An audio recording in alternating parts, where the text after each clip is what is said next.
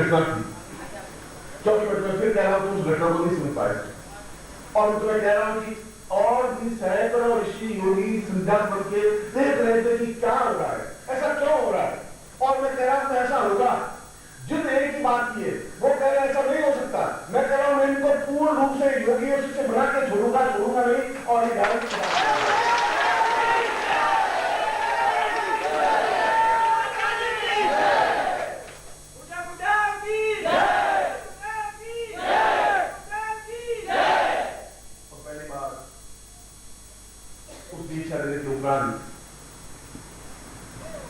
इस श्लोक में एक बहुत नवीन तथ्य बताया गया है। और नवीन तथ्य बताया गया है, सिद्धाश्रम का कोई भी योगी केवल पृथ्वी पर ही निवास नहीं करता है।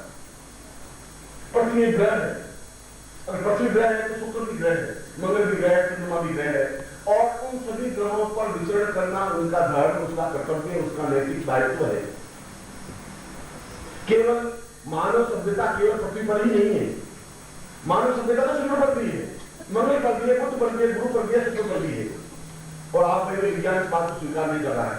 और मैं कह रहा हूं कि एक चंद्रलोक से 2 यात्री अगर रॉकेट में बैठ करके और अफ्रीका के रेगिस्तान में उतर जाए और दूरबीन से 200 मील दूर देखे तो रेगिस्तान दिखाई देगा, हरी भरी पहाड़ी और प्रकृति को दिखाई देगी, पेड़ दिखाई देगा, आदमी दिखाई देगा ही नहीं। और वो कहेगा कि यहाँ पर पृथ्वी पर अस्तित्व नहीं है, रेत की रेत है, कोई पत्थर भी नहीं है, कोई चट्टान भी नहीं है। तो संकेत मिलेगा आप एक बोली रेत भर करके ले आएंगे, यहाँ विश्लेषण करेंगे। और यदि वे 2 किलो या 5 किलो रेत लेकर के चंद्रलोक में चले जाए और चंद्रलोक के यात्री या वहां के वैज्ञानिक विश्लेषण करें कि पृथ्वी पर जीवन नहीं है, जहां पर चंद्रलोक या चंद्र के यात्री उतरे थे वहां पर केवल रेगिस्तान है, तो क्या सत्य है? वो सत्य नहीं है, क्योंकि अफ्रीका का हजारों मील दूर लंबा चौड़ा रेगिस्तान है। ठीक उसी प्रकार से जहां पर पृथ्वी के रॉकेट के लोग उतरे वहां पर अस्तित्व नहीं होगा, मगर जहां अस्तित्व नहीं इसका मतलब ये नहीं पूरे चंद्रमा पर अस्तित्व नहीं है। चंद्रमा वंशो एक दाता पूर्वो सदा मुसा पूर्वा सता। यजुर्वेद 2 साफ शब्दों में कह रहा है कि ये जो चंद्रमा का आधा भाग बिल्कुल निर्जन रेगिस्तान है, काला है, उसमें कुछ भी नहीं है, क्योंकि चंद्रमा की पूरे महीने की 15 कलाएं बिल्कुल निस्तेज है, निर्विकार है। और बाकी 15 कलाएं अपना आप में पूर्ण यौवनवान है, क्षमतावान है, एक ही कला बढ़ती है, पूर्ण मात्रा का काम मिल जाता है। इसीलिए इस श्लोक में बताया गया कि वह गुरु केवल पृथ्वी लोक पर विचरण नहीं करे। केवल मेरा अस्तित्व इसलिए नहीं है कि मैं पृथ्वी लोक पर विचरण करूं। मेरा कर्तव्य अगर तुम्हारे साथ में है तो चंद्रलोक के शिष्यों के साथ में है, फिर मंगल लोक के शिष्यों के साथ में है, फिर शुक्र ग्रह के शिष्य है उनके भी साथ में है। और अगर कोई शिष्य है उनके बीच में मेरे संबंध और तादात्म्य है, उनको उसी प्रकार चेतनायुक्त बनाना है, उनको उसी प्रकार क्षमतावान बनाना है जिस प्रकार से तुम्हें बनाना है। और इसीलिए कोई भी योगी, कोई भी सन्यासी जो प्राण चेतना युक्त है वो किसी एक धरती से बंधा हुआ नहीं होता। सिद्धार्थ का वासी किसी एक छोटे से भूखंड से बचा हुआ नहीं होता। और उन लोगों के पदपूर्ण धारणा बन गई है, जहां पर भी न्यूनता है वहां पर प्रहार करना मेरा कर्तव्य और मेरा धर्म है। अगर मैं प्रहार नहीं करूंगा तो फिर एक दम से कुंठाएं वापस व्याप्त होंगी। कौन आकार करेगा, कौन किस प्रकार से प्रहार करेगा? प्रहार करने की बहुत धार चाहिए, ताकत चाहिए, क्षमता चाहिए, उन लोगों के सामने बोलने की एक साहस चाहिए।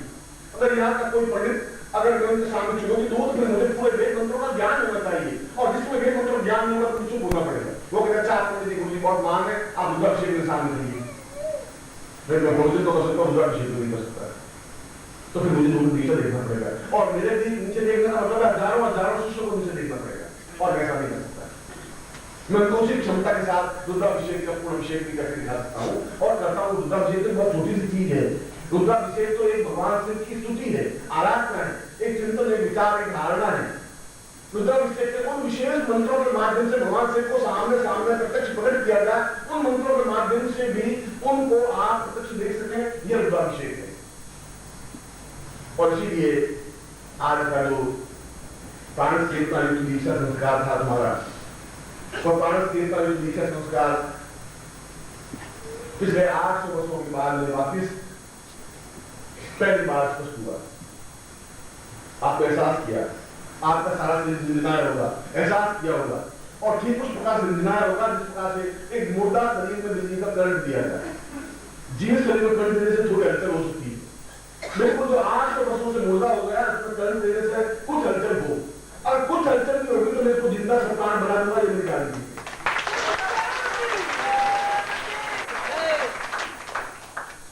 और पिछले 2 वर्षों में मैंने तुम्हें चेतना देखी, मुझे बहुत गर्व और फख्र के साथ कह सकता हूं कि तुम्हें ताकत है, तुम्हें क्षमता है, तुम्हें बुद्धि भी है, कायरता भी है, तुम समाज से संघर्ष नहीं कर पा रहे, तुम्हें परिवार से जो जूझने की क्षमता होनी चाहिए, संघर्ष करने की क्षमता होनी चाहिए, वो नहीं है। ये तुम्हारी न्यूनता है, ये तुम्हारी न्यूनता है कि तुम्हें जो श्रद्धा भाव होना चाहिए वो नहीं है। यदि तुम्हारी न्यूनता है कि तुम समर्पण भाव से जिस प्रकार समर्पण कर सको नहीं कर सको, ये तुम्हारी न्यूनता है। मगर ये छोटी मोटी न्यूनता है।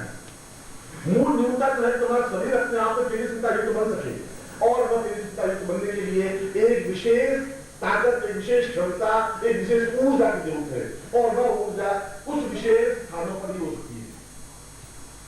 और सीधे तुम्हें ओंकार सुनाने के पीछे मेरा मकसद, मेरा चिंतन इतना ही था।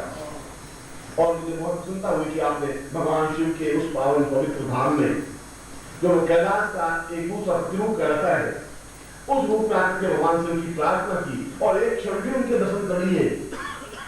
यूं तो यहाँ के पंडित 24 घंटे उनकी पत्थर के शिवलिंग को देखते ही रहते हैं, उनको भगवान शिव दिखाई नहीं, काला शिवलिंग दिखाई देता है, और देखने वाले एक आंख और एक निमिष में सब कुछ भाग जाता है। मैं तुम्हें एक क्षण में देख लेता हूं, तुम्हारा पूरा जीवन इतिहास देख लेता हूं। आपने भी अगर एक सेकंड भगवान शिव के साक्षात दर्शन किए तो अपने आप में बहुत अद्भुत दृष्टि थी, क्योंकि तुमने दीक्षा प्राप्त करने के बाद भगवान शिव को जब अर्पण किया था, उसमें मेरे प्रति समर्पित किए थे, उनको प्रार्थना की थी, और उसके बाद भी अगर तुम शिवलिंग के अलावा कोई चेतना युक्त भगवान शिव की प्रार्थना पूजा कर सको तो बहुत बड़ी बात है। अगर तुम पैदा हो, अगर तुम्हें क्षमता हो उसके, अगर तुम्हें जानती हो चेतना हो उसके, मैं तुम्हें आवाज दूं तब तुम्हें 1-2 दिन की लेट नहीं करना, बिल्कुल नहीं करना है। बिल्कुल करने से तो बहुत कुछ चूक जाओगे, क्योंकि समय बहुत कम बच गया है। मैं तुम्हें बार बार पिछले 2-3 साल में तुम्हें अगर ये बात कह रहा हूं तो तुम्हें बहुत तेजी के साथ बढ़ना है। तुम्हें तेजी के साथ इसलिए बढ़ना है, तुम्हें बहुत कुछ काम समेटना है, बहुत कुछ कार्य करना है। ये शरीर अब इस प्रकार से बिल्कुल बेकार, बीमारी से ग्रस्त और मामूली ग्रस्त के रूप में नहीं कर सकता। ऐसे शरीर में चलाना नहीं चाहता हूँ, ऐसे शरीर में देखना नहीं चाहता हूँ। तुम में से प्रत्येक शरीर अपने आप में तेजस्वी पुंज है, और शंकराचार्य तो एक था, पर तुम में से प्रत्येक व्यक्ति शंकराचार्य गारंटी के साथ शंकराचार्य है। जिस दिन तुम अपने आप को पहचान लोगे, जिस दिन अपने आप की क्षमता को मान लोगे, उसमें बहुत कुछ प्रलय हो जाएगा, बहुत कुछ बिजली चौंक जाएगी, बहुत कुछ एक बसंत ऋतु पहन लग जाएगा। मगर जिस दिन तुम अपने आप आंख में मूल्य आएगा, क्षमता आएगी, जिस तुम्हें संघर्ष करने की क्षमता आती।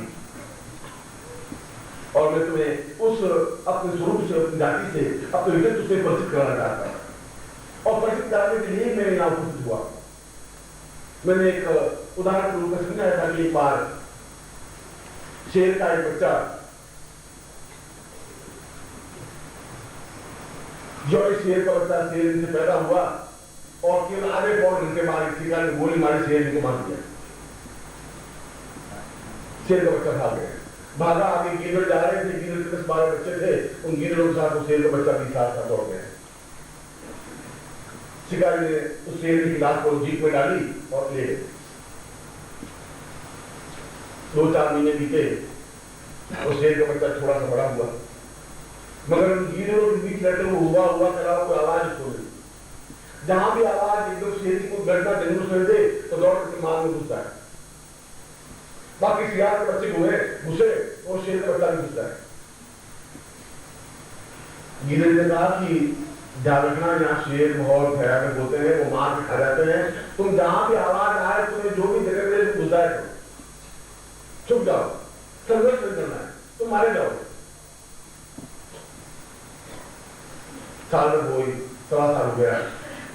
एक दिन जब वो गीदड़ और 8-10 बच्चे उसके और उस शेर का बच्चा भी साथ हुआ करके जा रहे थे, इस शेर दूर से खड़ा देख रहा था कि इन गीदड़ों के बीच में शेर कैसे जा रहा है।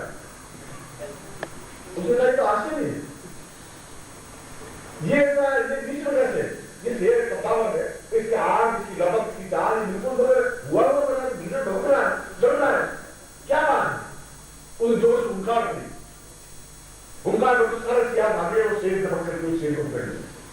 तुम क्या कर रहे? तुम गिदड़ हो, तुम गिदड़ नहीं हो, तुम गिदड़ हो नहीं, तुम्हें मैं पहले सबसे मारा हूं, तुम गिदड़ नहीं हो।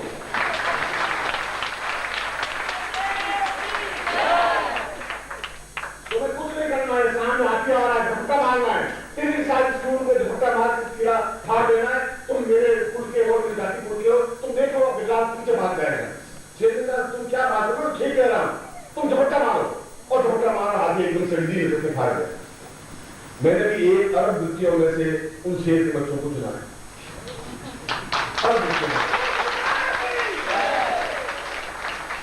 और अगर मैं 25 लाख गिरों को इकट्ठा करके 5 पूजा भी दूंगा तो होगा क्या? ऐसे तो नहीं सुना पूजा में फिर हुआ करते आते गुले गुले गुले गुले गुले गुले गुले पता नहीं क्यों चीख रहे, रो रहे, उनके रोने में और चीखने हंसने में तो आवाज ऊपर नहीं।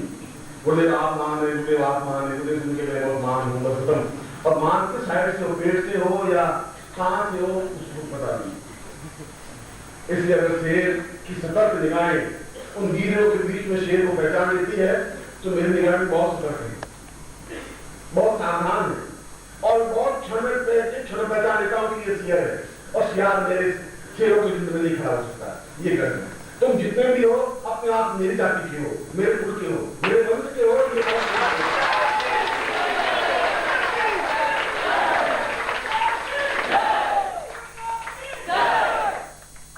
ये दुर्भाग्य है कि 40 साल गिरों के बीच रहे और हमारे पास कोई शब्द नहीं है। थोड़ा भी मंत्र जपते और रोज डरने लग जाते हैं हमारे। थोड़े भी एकदम से कोई धमकी आती है तो गंगा के अंदर घुस जाते हैं। थोड़े भी पुरुष पति या पत्नी कुछ भी करे तो एकदम से घुस के अंदर बैठ जाते हैं। ऐसा भगवान नहीं हर से गुरुदेव को नहीं आ सकता। और क्यों नहीं आ सकता? क्या हुआ? गुरुदेव क्या बताया घर में, और मैं सोच रहा हूँ हुआ क्या? फिर वो कहता है वो मत कर ले शेर, इस शेर को कहा कि मुझे अपमानित मत कर, मुझे लज्जित मत कर। तुम्हारी छोटी सी चूक मुझे अपने आप आंखें नीचे कर देती। और इसीलिए मैं उन अदृश्य ऋषियों और योगियों के साथ में भी यही बात कह रहा हूं। आज मैं दीक्षा दी तो मुझे तुमसे ज्यादा दबाव सहन करना पड़ा। मैं जानता हूं मुझे कितना दबाव सहन करना पड़ा। वो कह रहे आप ये दीक्षा इतना जल्दी आप नहीं दे सकते, उन नियमों के विरुद्ध है, सिद्धार्थ के नियमों के विरुद्ध है, अभी उन लोगों की क्षमता नहीं आ पाई है। और मैं कह रहा हूं उनमें क्षमता है, आप उनको नहीं पहचान रहे, मगर मैं आप समक्ष उनको लाकर खड़ा कर दूंगा। मैं गारंटी है ये मेरे करे।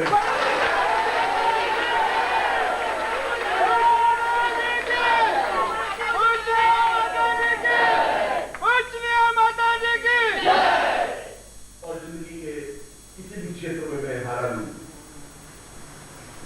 चाहे तुमसे ज्यादा संघर्ष किया है, तुमसे ज्यादा परेशानियां, बाधाएं, अड़चनें, कठिनाइयां देखी है और देखता हूं। हर क्षण नई समस्या मेरे सामने आती है और समस्या मेरी को संकेत से फिर आगे भाग रहा था। तो 50 कदम चलने पर शायद एक बाधा, एक परेशानी आती होगी, मैं 1 कदम बढ़ता हूं 4 परेशानी आती है, खड़ी होती है। और किसी योगी ने तो बड़ा ही मजाक के रूप में कहा था कि विश्वेश्वरानंद जी तो एक शादी नहीं की है, बाधा, परेशानी, अड़चन, कठिनाई और डिफिकल्टी, टेंशन इन सब के साथ आगे की, हर को औरत के साथ परेशान घबराने की जरूरत नहीं है। शेर इस बात से विचलित नहीं होता। ओम परम तत्वाय नारायणाय गुरुभ्यो नमः। ओम ह्रीं मम प्राण देह रोम प्रतिरोम चैतन्य जाग्रय ह्रीं ओम नमः। ओम भूर्भुवः स्वः तत्सवितुर्वरेण्यं भर्गो देवस्य धीमहि धियो यो नः प्रचोदयात्।